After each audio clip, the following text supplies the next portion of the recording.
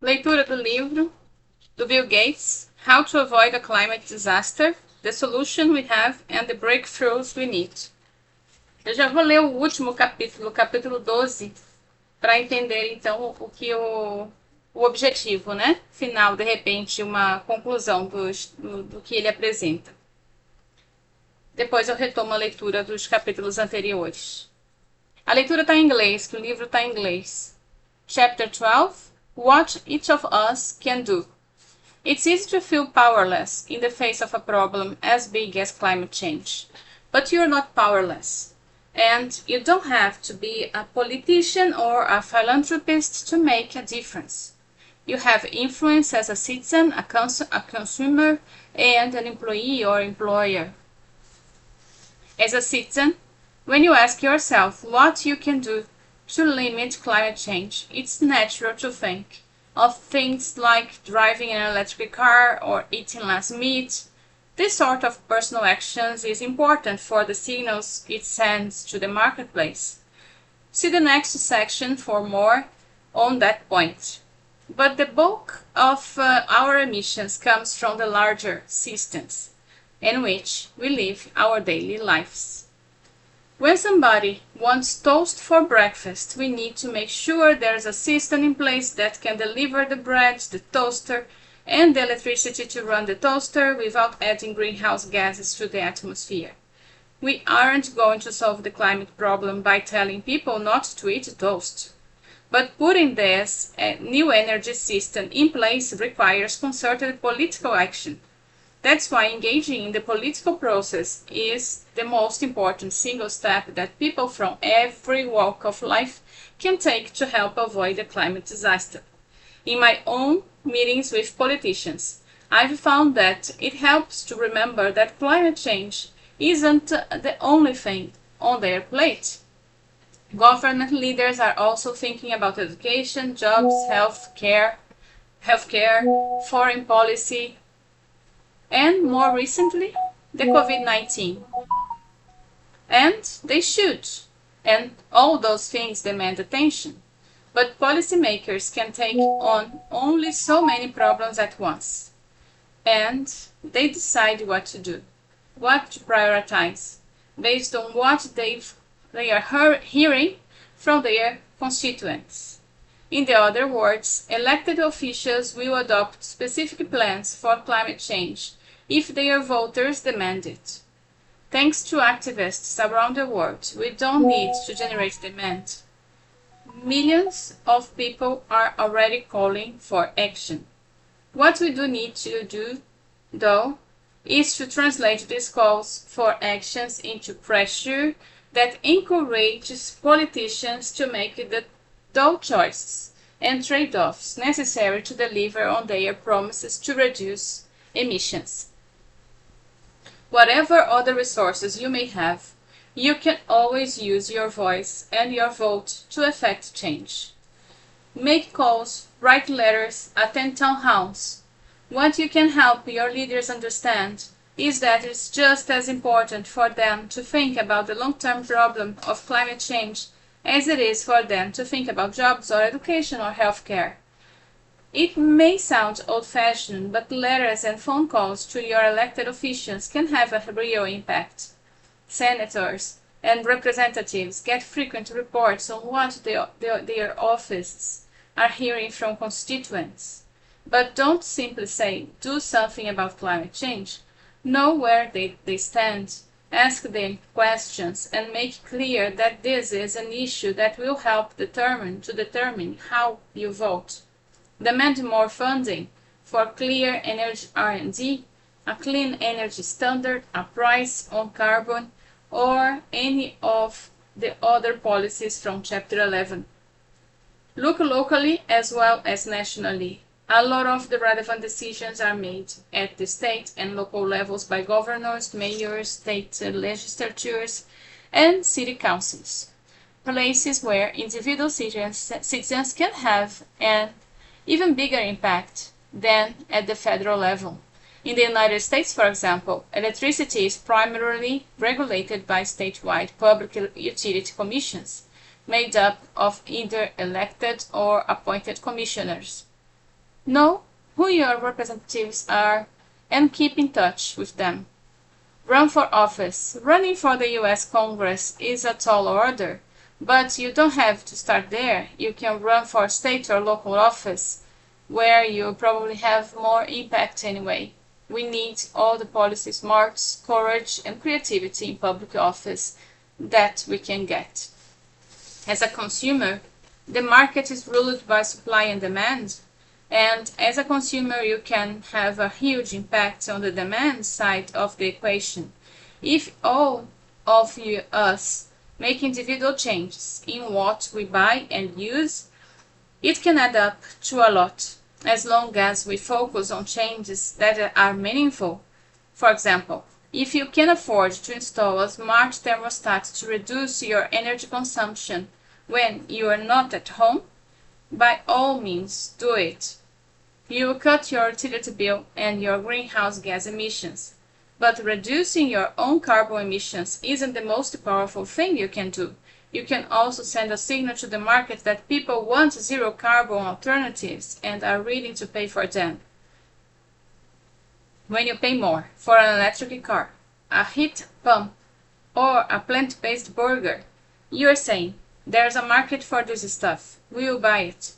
If enough people send the same signal, companies will respond, quite quickly in my experience. They will put money, more money, and time to making low emissions products, which will drive down the prices of those products, which will help them get adopted in big numbers.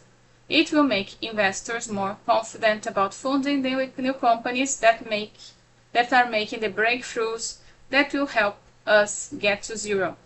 Without that demand signal, the innovation that governments and businesses invest in will stay on the shelf, or they won't get developed in the first place, because there's no economic incentive to make them. Here are some specific steps you can take. Sign up for a green pricing program with your electric utility. Some utility companies allow homes and businesses to pay extra for power from clean sources. In 13 states, utilities are required to offer this option. In US, so customers in these programs pay a premium on their electric bill to cover the extra cost of renewable energy, an average of 1 to 2 cents per kilowatt hour, or $9 to $18 a month for a typical American home. When you participate in these programs, you are telling your utility company that you are willing to pay more to address climate change. That's an important market signal. But what these programs don't do is cancel our emissions or lead to meaningful increases in the amount of renewable power on the grid. Only government policies and increased investments can do that. Reduce your home's emission, depending on how much money and time you can spare. You can replace your incandescent light bulbs with LEDs, install a smart thermostat, insulate your windows, buy efficient appliances, or replace your heating and cooling system with a heat pump, as long as you live in a climate where they can operate. If you rent your home, you can make the change within your control, such as replacing light bulbs, and encourage your landlord to do the rest. If you're building a new house, a new home, or renovating an old one, you can opt for recycled steel and make the home more efficient by using structural insulated panels, insulating concrete forms, attic and roof radiant barriers, reflective insulation, and foundation insulation. Buying an electric vehicle have come a long way in terms of cost and performance, although they might not be right for everyone. They are not great for lots of long-distance road trips, and charging at home isn't convenient for everyone. They are becoming more affordable for many consumers. This is one of the places where consumers' behavior can have a huge impact. If people buy lots of them, companies will make lots of them. Try a plant-based burger. I will admit that veggie burgers haven't always tasted great, but the new generation of plant-based protein alternatives is better and closer to the taste and texture of meat than their predecessors. You can find them in many restaurants, grocery stores, and even fast food joints. As an employee or shareholder, you can push your company to do its part. Or, of course, big companies will have the largest impact in many of these areas, but small companies can also do a lot, especially if they work together through organizations like local chambers of commerce. Set up an internal carbon tax. Some big companies now impose a carbon tax on each of their divisions. These companies aren't paying lip services for reducing emissions. They are helping products get out of the lab and into the market, because the revenue from internal taxes can go directly to activities that reduce the green premiums and help create a market for the clean energy products. Thus, farmers will need employees, investors, and customers can advocate for this approach, giving cover to the executives responsible for implementing it. Prioritize innovation in low-carbon solutions. Be an early adopter, engage in the policy-making process, connect with government-funded research, help early-stage innovators get across the valley of death. And one last thought.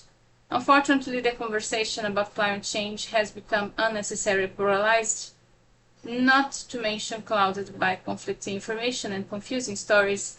We need to make the debate more thoughtful and constructive, and most of all, we need to center it on realistic, specific plans for getting to zero. I wish there were some magic invention that could steer the conversation in a more productive direction. Of course, no such device exists. Instead, it's up to each of us.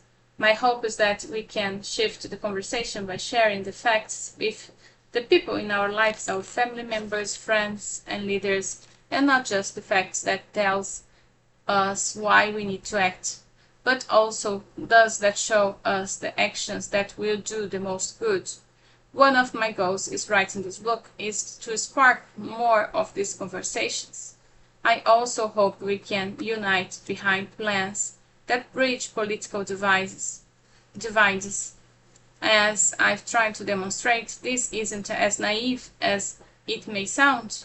No one has cornered the market of effective solutions to climate change. Whether you are a believer or in the private sector or government intervention or activism or some combination. I finished working on this book at the end of the most tumultuous year in recent memory. As I write this afterwards, in November 2020, COVID-19 has killed more than 1.4 million people around the world and is entering another wave of cases and deaths. The pandemic has changed the way that we work, live, and socialize. At the same time, 2020 also brought new reasons to be hopeful about climate change. With the election of Joe Biden as president, the United States is poised to resume a leading role on the issue. China committed to the ambitious goal of being carbon neutral by 2060. In 2021, the United Nations will gather in Scotland for another major summit on climate change. Of course, none of this guarantees that we will make progress, but the opportunities are there. I expect to spend much of my time in 2021 talking with leaders around the world about both climate change and COVID-19. I will make the case to them that many of the lessons from the pandemic and the values and principles that guide our approach to it apply just as well to climate change. At the risk of repeating myself from earlier in this book, I will summarize them here. First, we need international cooperation. The phrase, "we have to work together," is easy to dismiss as a cliché, but it's true. When governments, researchers, and pharmaceutical companies worked together on COVID-19, The world made remarkable progress, for example, developing and testing vaccines in record time, and when we didn't learn from each other and instead demonized other countries or refused to accept that masks and social distancing slowed the spread of the virus, we extended the misery. The same is true for climate change. If rich countries worry only about lowering their own emissions and don't work to make clean technologies practical for everyone, we will never get to zero. In that sense, helping others is not just an act of altruism, it's also in our self-interest. We all have reasons to get to zero and help others to do it too. Temperatures will not stop rising in Texas unless emissions stop rising in India. Second, we need to let science, actually many different sciences, guide our efforts. In the case of COVID-19, we are looking to biology, virology, and pharmacology, as well as political science and economics. After all, deciding how to distribute vaccines equitably in an inherently political act. And just as epidemiology tells us about the risks of COVID-19, but not how to stop it, climate science tells us that we need to change course, but not how to do it. For that, we must draw on engineering, physics, environment science, economics, and more. Third, our solutions should meet the needs of people who are hardest hit. With COVID-19, the people who suffer most are the ones who have the fewest options. Working from home, for example, or taking time off to care for themselves or their loved ones, and most of them are people of color and lower income people. In the United States, Black people and Latins people are disproportionately likely to contract the coronavirus and to die from it. Black and Latins and students are also less likely to be able to attend school online than their white peers. Among recipients of Medicare, the COVID-19 death rate is 4 times higher for those who are poor.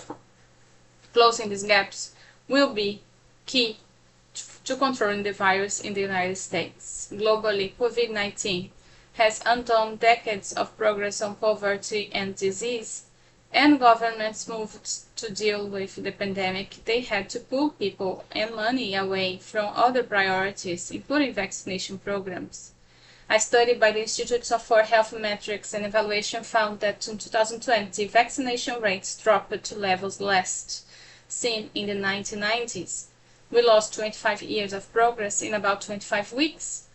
Rich nations already generous in their giving for global health will need to be even more generous to make up for this loss.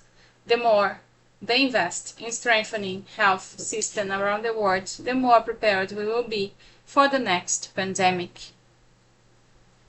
In the same way, we need to plan for a just transition to a zero-emission future. As I argued on Chapter 9, people in poor countries need help adjusting to a warmer world, and wealthier countries will need to acknowledge that the energy transition will be disruptive for the communities that rely on today's energy systems, the places where coal mining is the main industry, where cement is made, steel jobs that indirectly rely on those industries. When there is less coal and fuel to move around, there will be fewer jobs for truck drivers and railroad workers. A significant portion of the working class economy will be affected, and there should be a transition plan in place for those communities. Finally, we can do the things that will both rescue economies from the COVID disaster and spark innovation to avoid a climate disaster. By investing in clean energy research and development, R&D, governments can promote economic recovery that also helps reduce emissions. Although it's true that R&D spending has its bigger impact over the long term, there's also an immediate impact. This money creates jobs quickly. In 2018, the U.S. government's investments in all sectors of research and development directly and indirectly supported more than 1.6 million jobs, producing 126 billion in income for workers and 39 million billion in federal and state tax revenue. R&D isn't the only area where economic growth is connected to zero carbon innovation. Governments can also help clean energy companies grow by adopting policies that reduce the green premiums and make it easier for green products to compete with their fossil-based competitors. And they can use funding from their COVID relief packages for things like expanding the use of renewables and building integrated electricity grids. The year 2020 was a huge and tragic setback, but I am optimistic that we will get COVID-19 under control in 2021, and I'm optimistic that we will make real progress on climate change, because the world is more committed to solving this problem than it has ever been. When the global economy went into severe recession in 2008, public support for action on climate change plummeted. People just couldn't see how we could respond to both crises at the same time. This time is different. Even though the pandemic was wrecking the global economy, support for actions on climate change is just as high as in 2019. Our emissions, it seems, are no longer a problem that we are willing to quick down the road. And the question now is this: what should we do with this momentum? To me, the answer is clear. We should spend the next decade focusing on the technologies, policies, and market structures that will put us on the path to eliminating greenhouse gases by 2050. It's hard to think of a better response to a miserable 2020 than spending the next 10 years dedicating ourselves to this ambitious goal. And that's all. That was the conclusion to this book, How to Avoid a Climate Disaster, Adapting to a Warmer World, from Bill Gates. I will go through chapter 9 later, and also chapter 11 that was mentioned